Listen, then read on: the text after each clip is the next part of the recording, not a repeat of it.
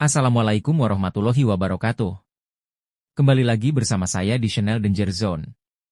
Jadi di segmen Kismis Kisah Misteri kali ini saya menceritakan tentang tersesat di kuburan Gunung Batur.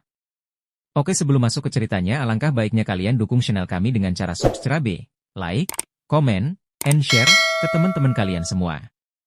Agar kami lebih semangat lagi untuk membuat video-video yang lebih menarik lagi. Baik, tanpa banyak basa-basi kita gas ke ceritanya. Kismis Kisah Misteri. Dimulai.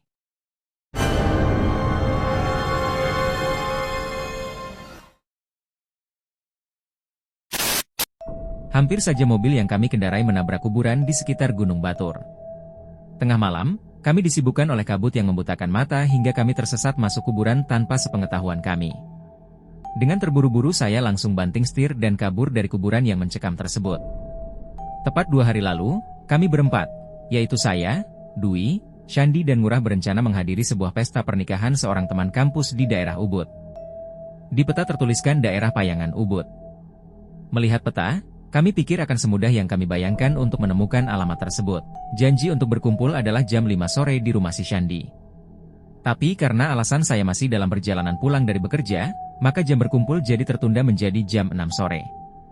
Setibanya saya di tempat pertemuan saya dengan Mira, ia sudah menunggu sembari memainkan handphonenya sambil sebuah mobil Karimun menunggu di sampingnya. Saya selesai berbenah-benah, dan Mira sudah tak sabar.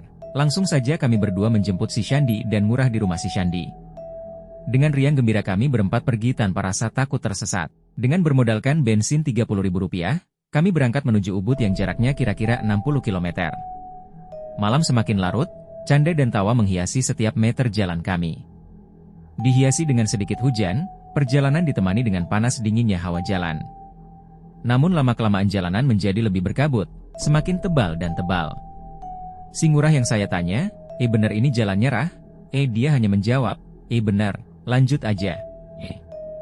Bensin sudah hampir habis, yang saya lihat hanyalah jarum yang menempel pada indikator merah bertuliskan huruf empty, pada level bensin mobil kami. Kabut tebal semakin membuat pendek jarak pandangan ke jalan. Jalan mulai berliku-liku dan menanjak tak karuan. Kami mulai bertanya-tanya karena jalanan mulai menanjak melewati hutan yang kami tidak tahu keberadaannya. Ngurah hanya tersenyum meyakinkan bahwa jalan yang kami lewati adalah benar. Lama kami melewati jalanan curam berliku dan tidak ada penerangan dan rumah. Posisi mobil kami menuju jalan di mana kami masuk di awal. Seolah diberi petunjuk, gerbang kuburan yang tadinya gelap menjadi terang oleh cahaya bulan, dan kabut seolah hilang tanpa kami sadari. Jalanan yang mengantar kami ke tempat tersebut menjadi jelas kembali, dan kami bergegas menuju ke tengah hutan kembali untuk sampai ke jalan utama kami. Di tengah hutan, kembali jalanan berliku kami lewati. Hampir semua tikungan tajam seolah adalah jalan lurus, entah karena pandangan malam atau ada yang akan menjahili kami berempat. Suasana kami saat ini tak seceria sebelumnya. Suasana menjadi lebih tegang, dan menjadi serius mencari alamat. Ternyata banyak percabangan jalan yang telah kami lewati, dan kami tidak menyadarinya. Cukup lama kami di perjalanan dan ketakutan. Dengan bensin yang mulai menipis dan entah kapan akan mogok, akhirnya kami tiba di acara pernikahan teman kami yang telah usai. Hanya ada beberapa tamu undangan dan keluarga saja. Makanan dan minuman pun hanya tersisa sedikit, karena kami tiba tengah malam hampir menjelang pagi. Semua SPBU sudah tutup, yang akhirnya kami menemukan di Desa Batu Bulan. Lega akhirnya tiba di pinggiran kota yang terang dengan cahaya lampu. Mobil saya pacu menuju rumah Shandi untuk mengantarkan dia dan Ngurah. Sedangkan saya dan Mirah menuju rumah saya. Pengalaman tersesat ini menjadi pengalaman berharga buat saya. Sempat saya berpikir, kenapa tidak membawa GPS saat menempuh perjalanan yang belum saya tahu rutenya tersebut? Dan untuk para pengendara lain, selalu ingat juga untuk mengisi bensin full jika ingin berkendara malam dan jauh. Penduduk sama sekali. Kami melihat sebuah tembok besar setelah keluar dari hutan tersebut. Terdapat tulisan pada tembok tersebut.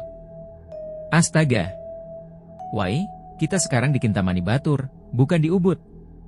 Wah, Ngurah ngasih tahu jalan yang salah nih, kata saya dengan nada teriak. Si Mira hanya ketakutan karena tahu kita sudah tersesat begitu jauh dan bensin yang sudah sekarat. Perjalanan kita sampai sejauh ke Kintamani Batur di tengah malam. Suasana pada saat itu gelap, sepi dan berkabut tebal, maklum pada saat itu ketinggian kami setara dengan Gunung Batur. Sempat berpikir untuk balik saja ke jalan sebelumnya. Tapi kami memutuskan untuk lewat jalan pulang menuju Gianyar yang kami sendiri tidak tahu rutenya. Lama kami melewati turunan, gelap tanpa penerangan kecuali lampu yang ada pada mobil kami. Sedikit putus asa, akhirnya kami memutuskan untuk berbelok dan kembali ke jalan di mana kami pertama keluar dari hutan. Sebelum kembali ke jalan hutan tersebut, kami menyempatkan membeli sedikit cemilan dan air untuk bekal di perjalanan, karena yang rencananya akan makan enak malahan kelaparan di jalan akibat tersesat berjam-jam lamanya. Aneh, kabut bertambah tebal dan jalanan semakin sepi. Saya melambatkan laju mobil yang saya kendarai agar tidak menabrak sesuatu atau seseorang. Lama kami berkendara seolah jalan yang kami lewati sudah benar. Angin serasa bertambah dingin. "Shan, tutup jendelanya." Saya menyuruh Shandi untuk menutup jendela. Tiba-tiba, "Kok jalannya putus nih?" Saya terheran-heran. Jalan yang saya rasa benar, berhenti pada gundukan rumput dan sedikit tumpukan bambu, entah apa itu. Sekeliling kami perhatikan hanyalah pohon yang besar kami pandang.